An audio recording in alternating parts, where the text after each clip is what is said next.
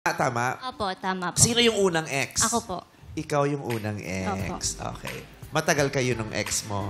2 years, 5 months po. Tagal din. Tapos, after nyo nung boyfriend mo, siya yung sumunod na naging girlfriend? Opo. Si Vanessa. Yes po. Gano'n kayo katagal na manigay?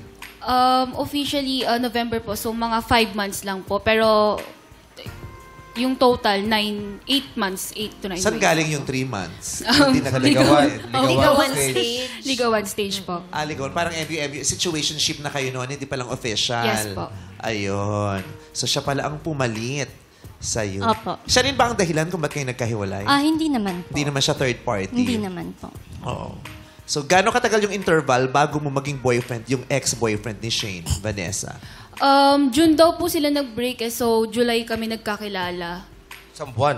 Yes Ang po. tagal pala nung ano. Isang buwan. Nasaktan siya. Pero Nasaktan siya. Nasaktan siya. Nung nalaman Sobrang niya. sakit, no? Sobrang Kaya sakit. sa loob ng isang buwan, nakahanap agad siya. Ang hirap. Nahirapan siyang mag-move on, no? Opo. Pero seryoso naman yung ex mo na naliligaw sa'yo. At Ano? nung naliligaw siya, seryoso ba? Yung umiinom ka, nagkukwentuhan kayo, tapos tinamaan ka nung alak habang hindi ka patapos. So, seryoso naman kayo. Sa tama. Parang naanuhan naabuhan.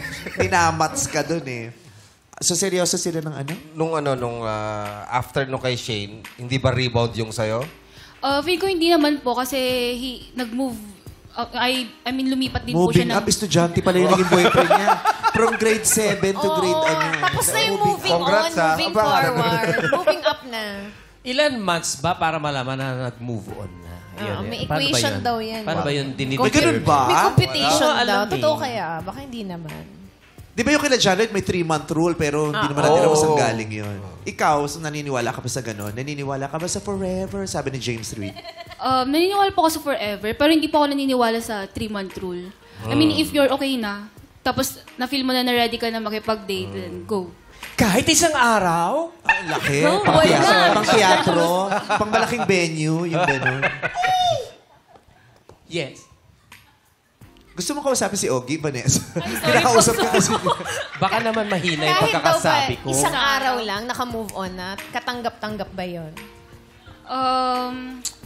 Siguro sa iba hindi, pero Para kung ikaw sa'yo, lang naman, oo. para sa akin naman po, hindi po. Pero, agad-agad, ganun.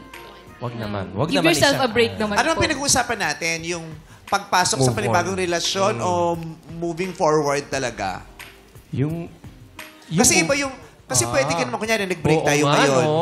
Bukas may Magkaiba jowa yun. na ako agad. Pwede naman yun. Lalong-lalo na kung hindi naman ako seryoso sa'yo. Hindi naman ako seryoso sa'yo. At Ay, habang tama. tayo pa, may Meron na. prospect na ako talagang Yun. mas bet ko. Oo. Di ba? Andyan eh.